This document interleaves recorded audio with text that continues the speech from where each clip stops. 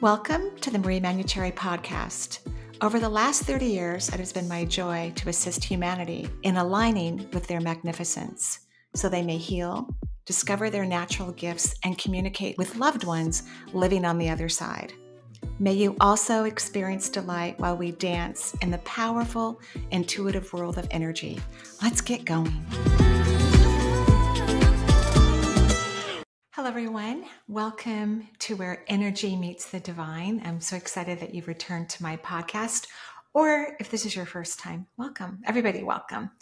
Before we get started, which means before I head over to the voicemails and start answering questions for people, I wanted to talk about really the art of manifesting.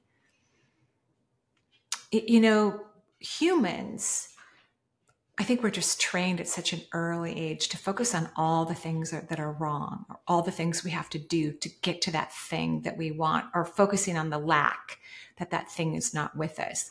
If we could start focusing on other things, even if you have to completely ignore the thing that's not here yet, which is an incredible skill set within itself, you are going to allow yourself to experience more of that manifesting quality, that hyper-focused look at, oh, I wish that were different, or how come it's still this way, or oh, where is that thing? That will push your desire far away. One of my favorite vibrations to hold is excitement. And you don't even have to be excited about something specifically. You can just practice the energy of excitement. Does it need to be authentic? Yes, it absolutely does. When it comes to manifesting, it's really not fake it till you make it. It's not like that because your underlying authentic emotions are going to shine through that type of, technique, and you're going to be back in the same place that you were before. However, if you can remember moments in your life, or maybe you're having moments right now, you can really harness that energy where you're just incredibly excited.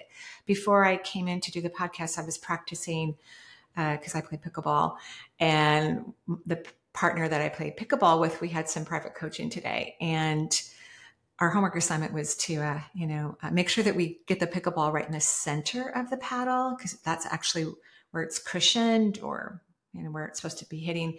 So I'm doing this in the foyer of the house, right? Backhand, fronthand.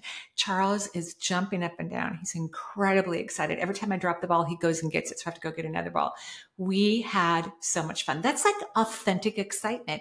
If you can get your energy up like that from anything, and it's authentic, that's when you want to then feel whatever you wish to create. You want to be in that type of vibration. So if you can't think positively about what you desire and you can't get excited about it, you're better off not thinking about it at all. Just leave it off on the side. Wait till you can get some sort of discernment, or you love yourself exactly the way you are, even though you haven't been able to manifest whatever this thing is that you want to manifest. Like, ignore it. Put it on the side of the road, keep driving, and wait till you find something that makes you happy. And then it's in that energy you can start to feel grateful for something that you desire, as if it's already here. You don't have to figure out how it got here, when it will get here. None of those things are necessary. You're going to be surprised anyway. When people who truly manifest what they desire consciously, the universe surprises you. It'll surprise the heck out of you. So you can see how the universe likes this excitement, joyful, surprised energy. If you could start identifying those moments in your life and practice that vibration, you will become a much better manifester. Maybe start to practice your eye-hand coordination with your pickleball paddle and around a bunch of dogs or little kids. They'll probably love it. Also, yesterday I was on a date night with one of my grandkids and my oldest daughter, and her 3-year-old is just, we kind of tease the family recently, and we've been saying she's like a life coach because she's so positive. Good job. You got it. Yay. She's just like a cheerleader. And that raises the vibration, being around happy kids who have the freedom to self-express and be playful and know how deeply they're loved. That can actually raise the vibration of adults. You can see that adults smile more when they're around kids who are playful and silly and fun and allow their uniqueness to shine. So now I've got a couple areas, and I'm sure there's many more, where you could focus your excitement energy and then practice that same feeling with the thing that you truly desire, not the things you don't want. Don't focus on the things you don't want. We already know you don't want those. That's clear. The universe is not trying to help you to get rid of those things. Your job is just to ignore them so that something else can take its place, something more joyful for you. Okay, I'm going to go to the phone lines. All right. And if you want to leave a voicemail, you can go to energyintuitive.com and leave a message, and I eventually get to your question and answer it for you. My name is Kathy, and I live on a piece of Wisconsin countryside.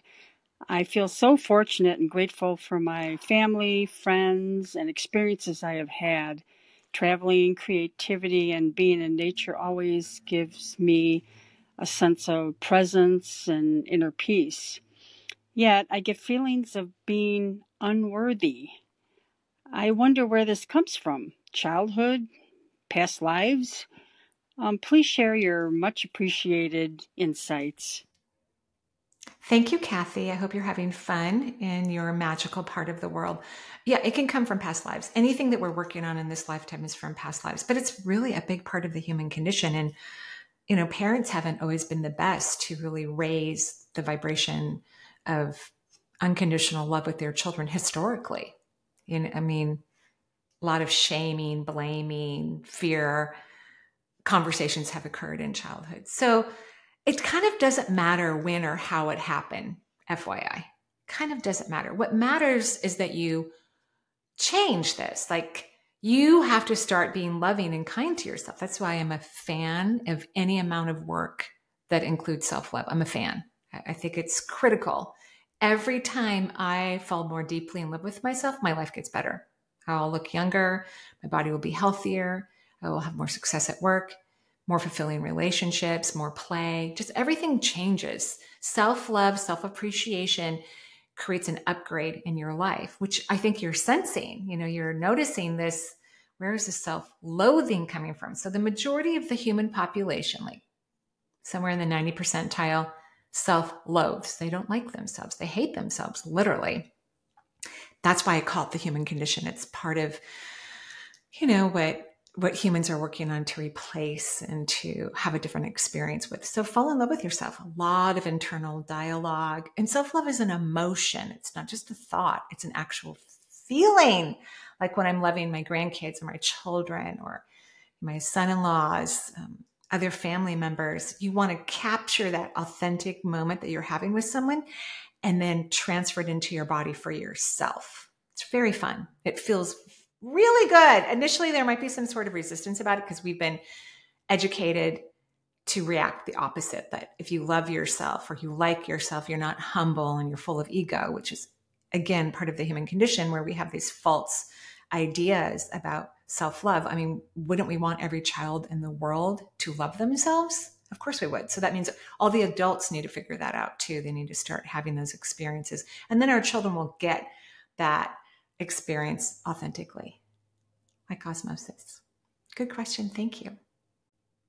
Hi, Marie. My name is Ellen. I'm calling from Austin. So I've been experiencing dissociative episodes for about 3 years now.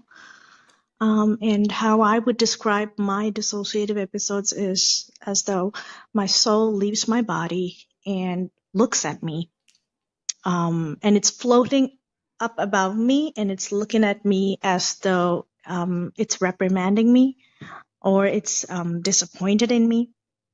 So I just wanted to know what might be the spiritual aspect to this. I know there's a psychological component to it, which I am discussing with professionals.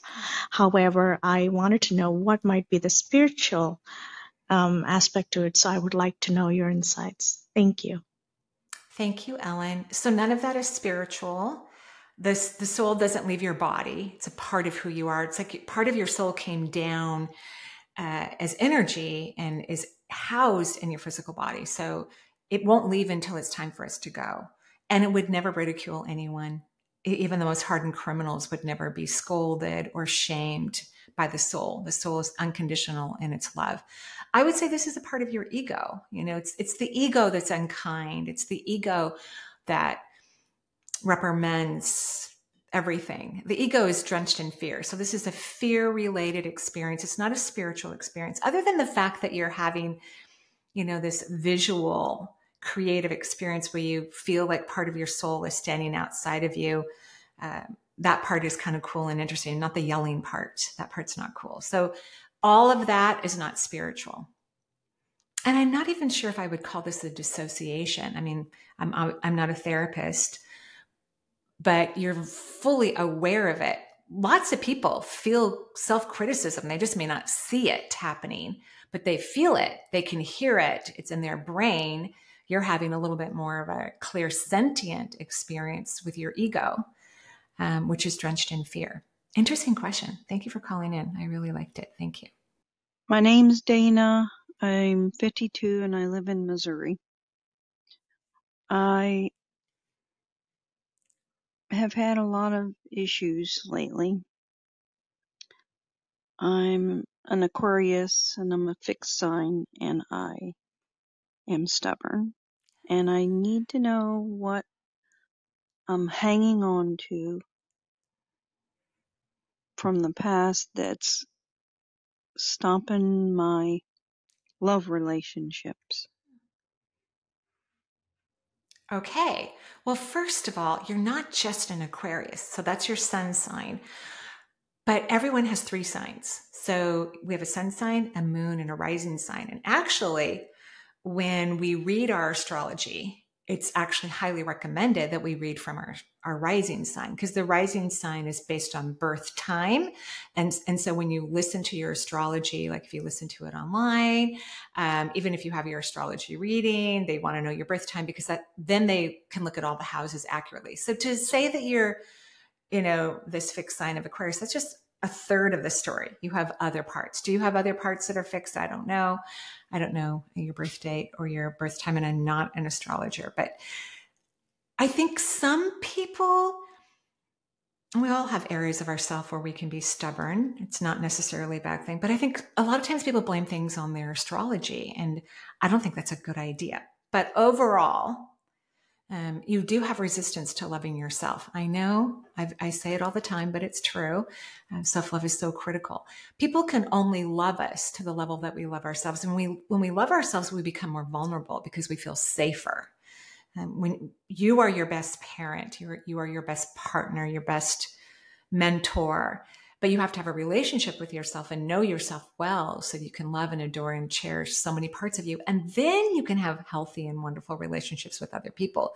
So working on self-love is critical. It's a lifelong experience. So if you can do that, I think things will change in your relationship sector of your life. And I'm excited that you want them to. This could be the reason why you're not having the fulfilling relationships that you want, because the universe wants you to work on this self-love, and then you can have those fulfilling relationships. That's what I think.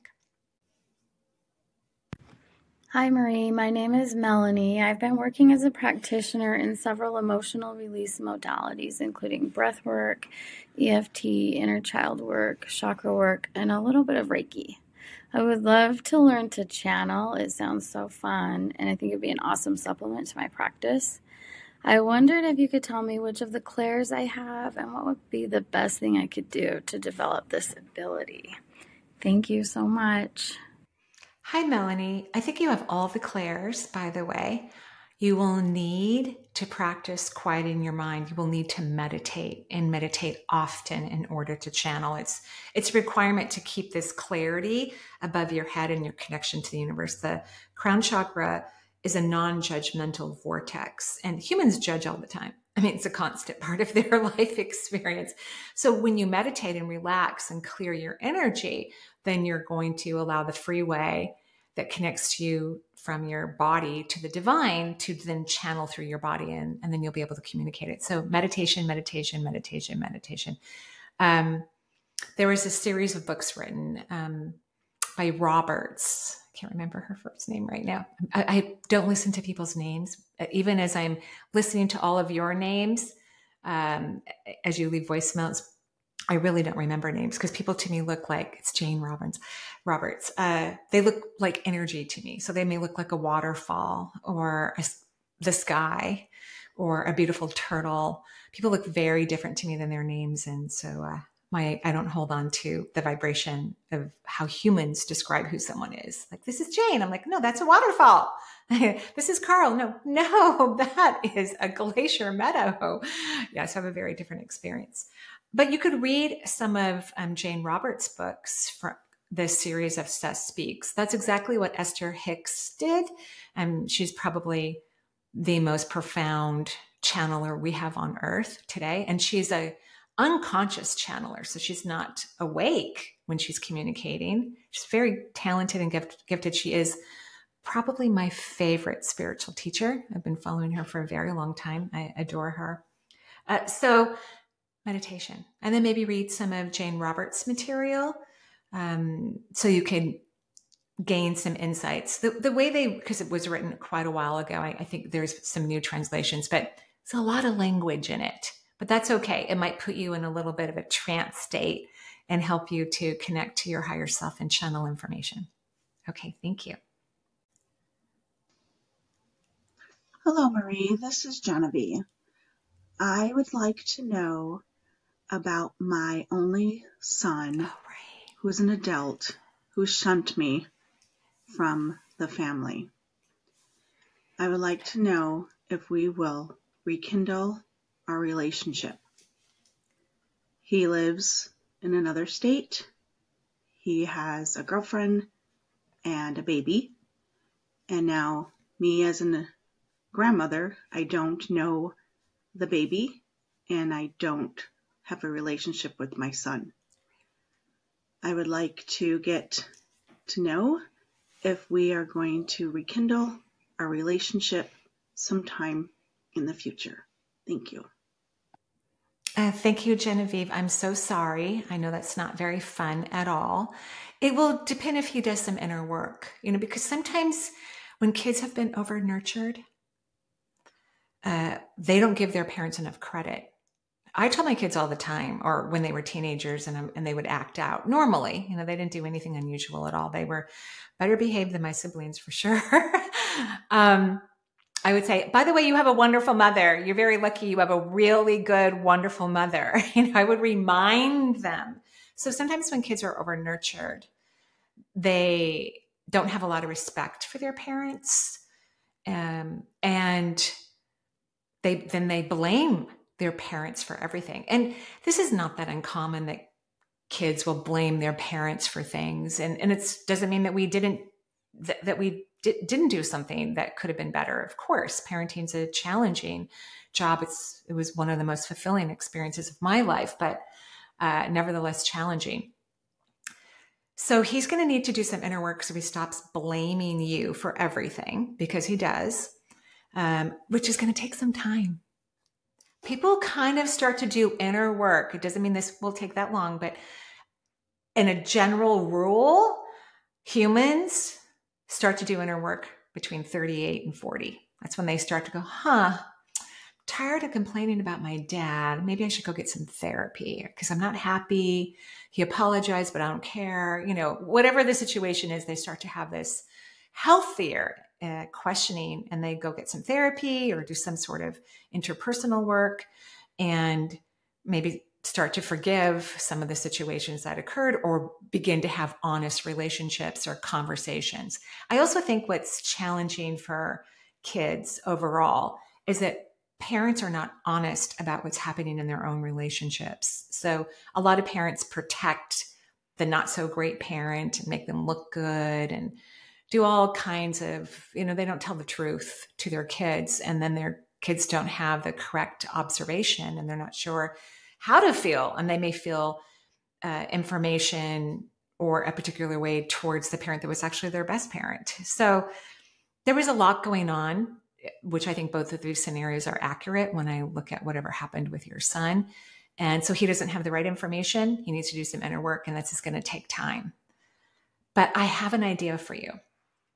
Whenever one of my kids and I get into an intense situation, which happens, if you have a close relationship with someone, you might have an intense moment. It could happen. I will repeat over and over again, when I'm away from them or I'm at home. What if I feel loved, adored, and cherished by my family? That's what I say. Or I'll say, what if I feel loved and adored and cherished by that particular person? I think you should do it for the whole family because this is a little bit of a theme going on for you. What if I feel loved, adored, and cherished by my family? Now, the trick after you repeat a positive what if question is to not analyze it. Don't think about it. Don't wonder if it's working. Just say it almost in a way of detachment, like if you're folding laundry or you're washing dishes or you're going on a walk or you're grocery shopping, making your list for the week, whatever. Do it during those times where your mind is somewhat occupied and you're not going to be trying to force something to happen, because I know patience isn't your strong suit. So those are my thoughts. And then family isn't just blood and DNA. It could be people in your life who you feel loved, adored, and cherished by. I mean, that's the true definition of family. Your son may not be true family for you. We'll find out as he continues on his journey.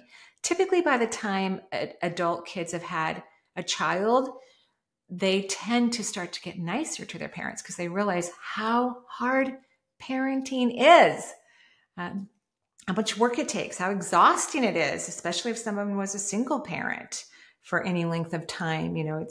It's not the easiest thing to do, to bring home the bacon and take care of the house and raise children. It's a little challenging. I wish you all the best and hope you get to see your grandchild soon. Thank you.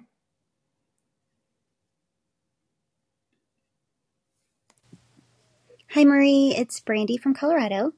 I was wondering if you could give me a mediumship reading. It's coming up on 30 years that I have someone on the other side, his anniversary of transition. And I was just wondering if he had a message for me because I keep getting signs.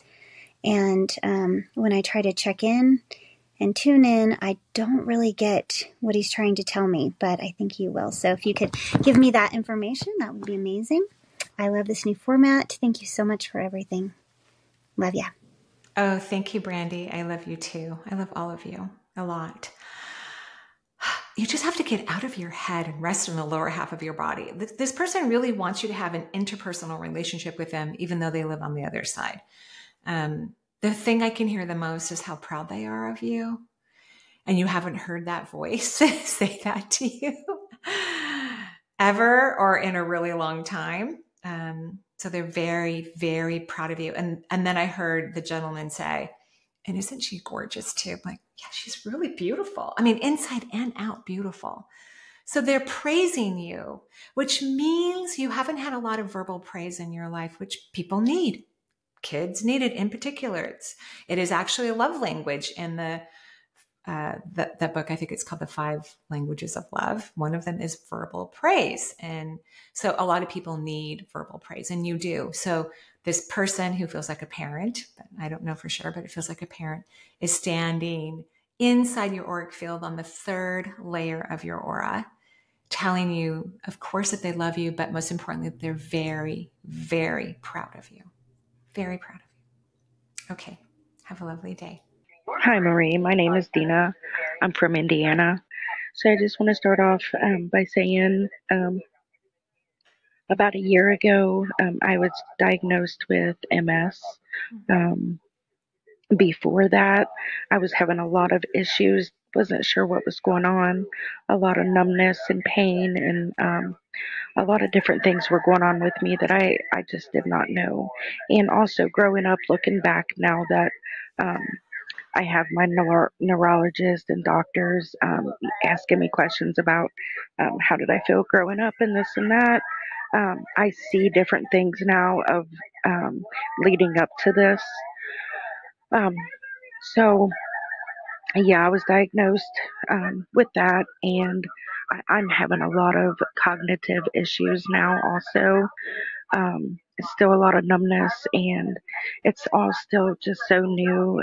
And a lot of me is just still in denial some days. Great. MS is very, if you don't know anybody that has it, you would never think that certain people do, because it's so hidden in the body.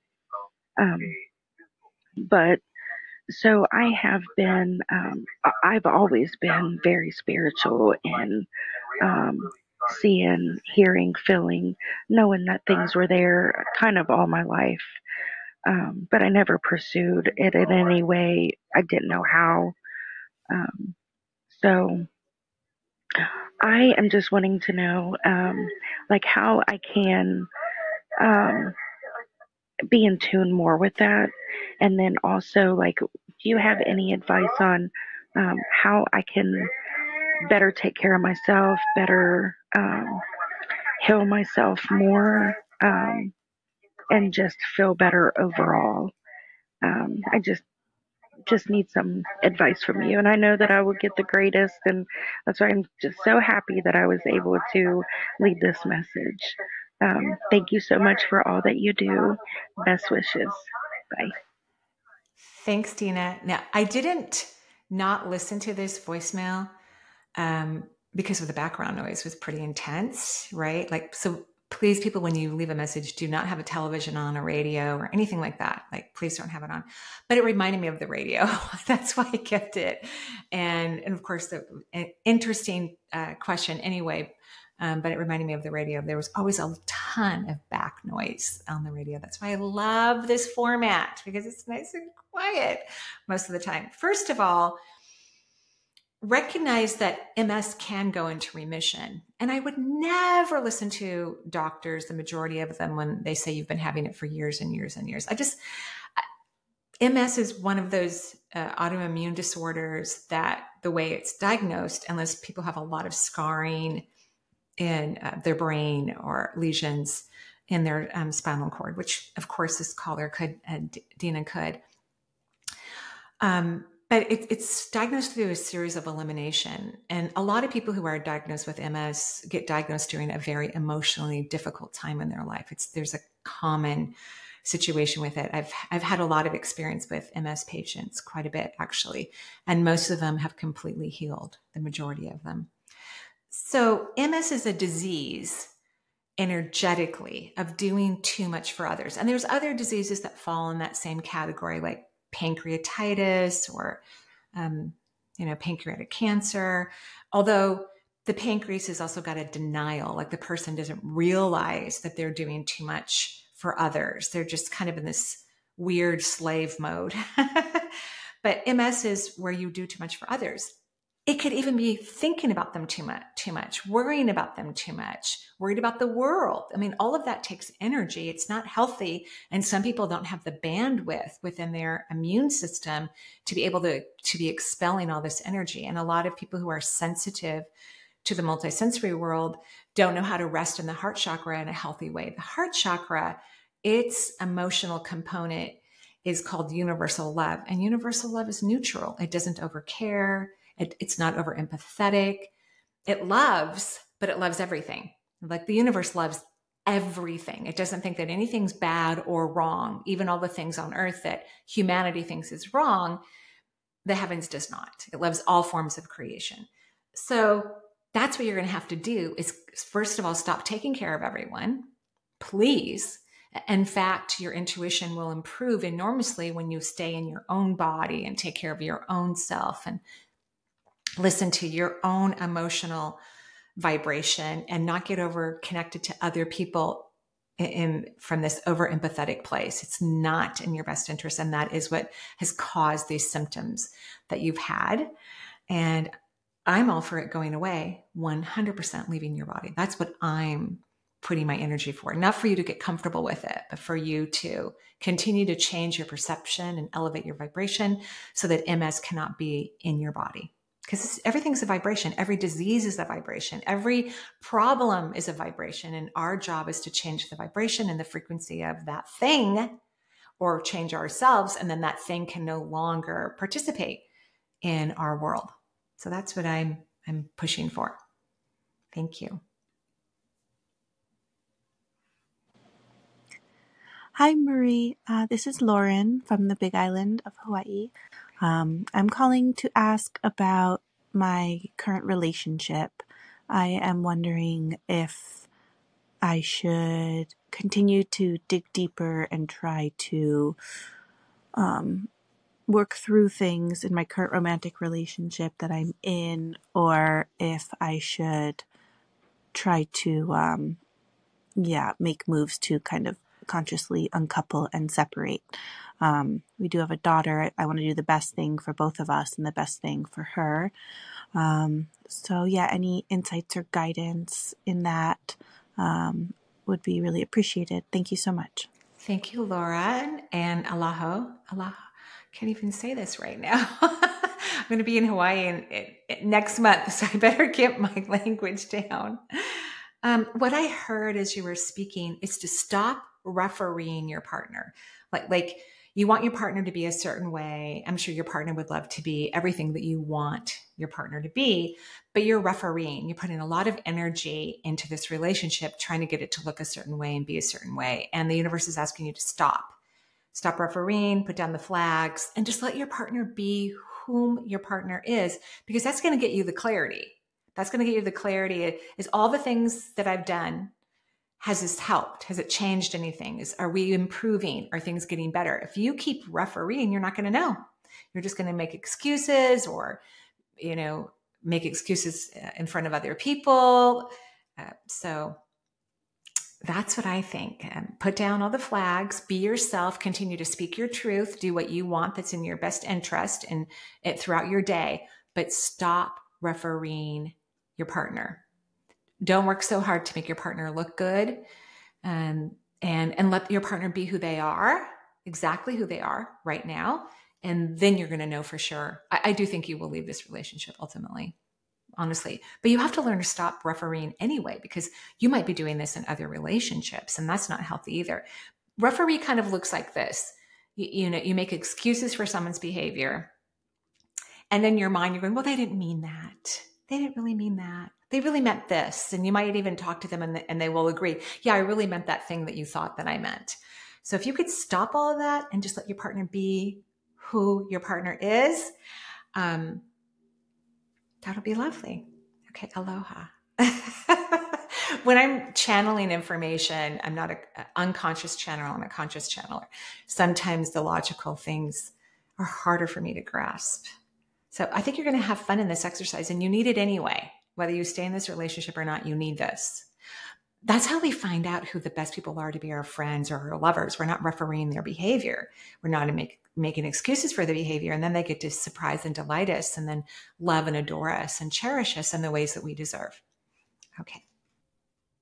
Marie, I've been diagnosed 25 years ago with fibromyalgia and migraines. I don't sleep. Do you have any suggestions, please? Thank you for your time. I'm so sorry, Barbara, for the fibromyalgia and the migraines. I mean, until we get down to the emotional reasons why these things are happening, I would recommend some pharmacology. It's people can't heal if they can't sleep. But recuperative rest is how people heal their bodies. It's just the reality of life. So, if you've tried every natural supplement that you know of, then it's time to move to pharmacology. But think of it as temporary. It's a temporary fix. You're just going to help yourself get back to that REM sleep, start healing better. And then at the same time, start working on things emotionally. So like fibromyalgia, chronic pain is really about repressed emotional pain. So there's emotional pain that you have not dealt with, per my perception. That was one of the first things I heard as you were speaking. And that needs to be dealt with. And it could be about your childhood. It's always going to be about past lives, but that needs to be dealt with in some way. And then migraines are from not listening, hearing, seeing, or feeling your intuition, ignoring your intuitive muscle. That's what creates migraines. So I hope this is helpful. I truly, truly do. Hi, Marie. My name is Lisa from Florida.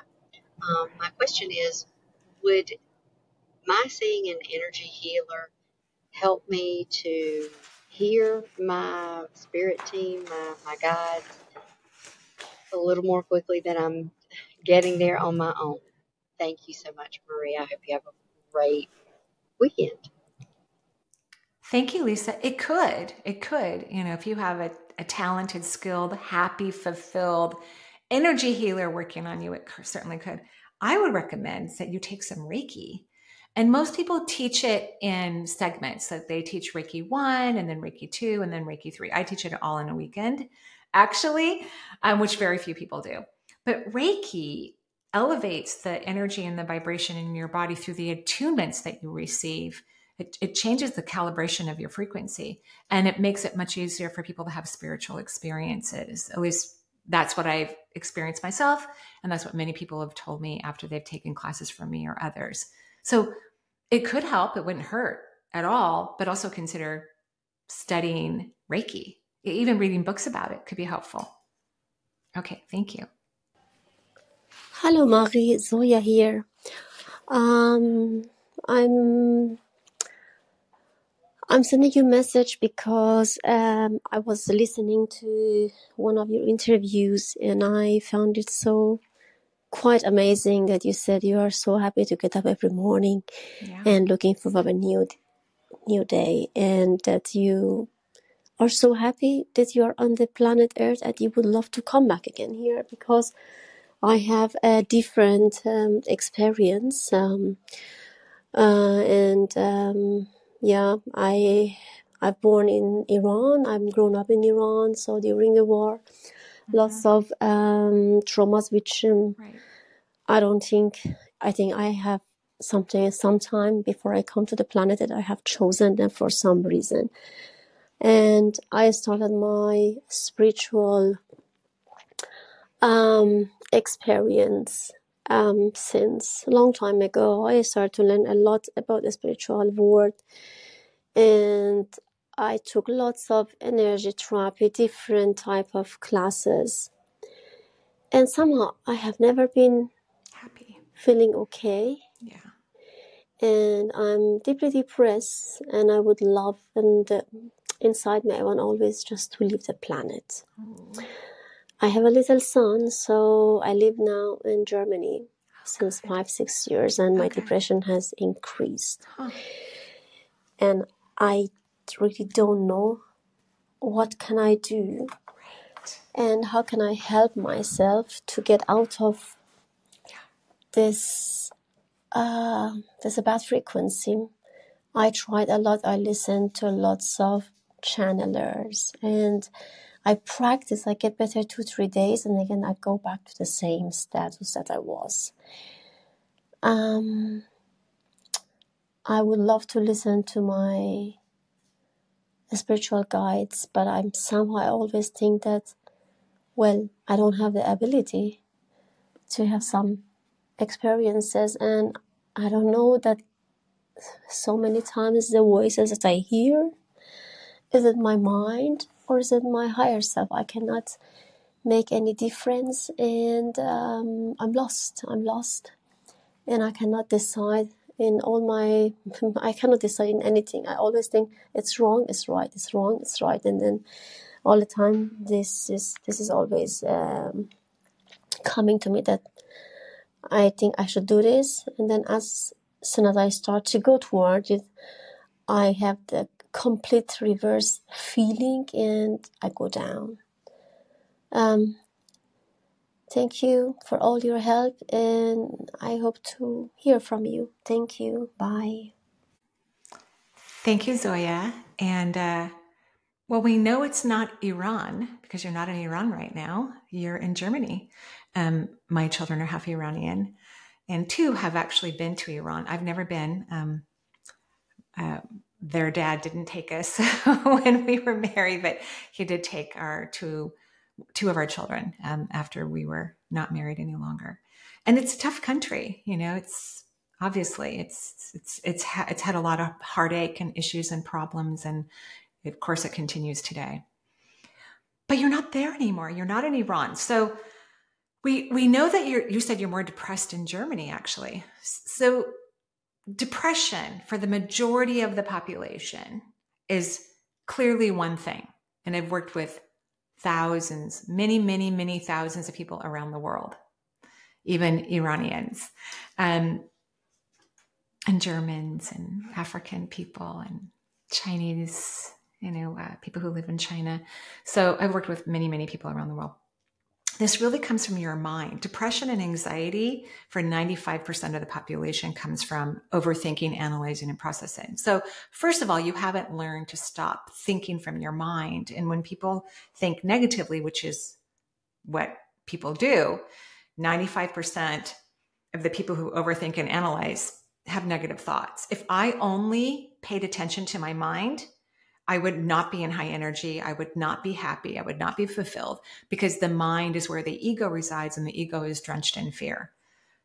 So that's the number one thing that has to happen. You have to stop listening to your brain, and you have to begin to start feeling your authentic emotional body. I've already been down and visited your emotional body, and your emotional body is happy and feels fulfilled and actually grateful. Now, these are things I'm sure your brain has rarely, if ever, shared with you. There is a huge difference between mind and what I call mind-made emotions and the emotional body and authentic emotions. They're night and day. Whatever people think, they actually feel the opposite. This is the truth. So in order to start to feel your real feelings, this is how I feel happy and can enjoy the earth and want to come back, to earth, because I actually really hope I come back, or I never leave, which of course I will. But you have to recognize that all the things your brain is telling you are not authentic. These are mind-made emotions. They are not based on anything authentic with your emotions. They are based on logic. And real emotions are not logical, ever. That's why if people follow their true emotional body, which is not logical, they're going to make very different decisions in their life. They're going to follow a completely different drummer. They're going to walk down a different yellow brick road, and then they're going to be more fulfilled and a lot more happier. But it is a practice. So in order to do this, in order to feel your emotions, I recommend that you rest in the lower half of your body. That means wiggle your toes often, feel your glute muscles. Rest near your belly button, which is like pulling energy outside of the brain all the way down to the belly button. Meditation is a tool to help people to learn how to rest their mind. So you could start meditating by listening to white noise, because a lot of people can't meditate well, especially if they think and analyze a lot. They can't get their brain to be quiet to have even a moment of true meditation. But listening to white noise or brown noise while you're resting in the lower half of your body and wiggling your toes and allowing yourself to get present, because you're not present at all. You're not present. And that's where happiness is. It's in the present moment. And that's why anybody anywhere could be present if they're in the present moment. I know that sounds weird and impossible, but it's actually quite true. So that's where you're going to have to start practicing meditation. You can even do active meditation, like doing some Qigong, because that, if people have, again, a hard time resting their mind, that's another way to rest your body and get your mind to be quiet, is to do restful, or I should say movement meditation, like Qigong or some yin yoga. And then I promise you, you will be happy, because I already felt and read your energy system for your emotional response system. And it says you're happy, fulfilled, and grateful. Nothing else. So what you're thinking that you're feeling are not accurate emotions. And what you're looking for is your authentic emotional body. That's what you are. So I want to thank everyone for listening to the podcast today. Thank you so much for leaving your voicemail. If you go to energyintuitive.com, go to the podcast page, you can leave a voicemail, and we will give you a free self-hypnosis meditation for you to explore and discover and experience. And I hope you all enjoy it. I enjoy our time together. Have a lovely day. Bye-bye.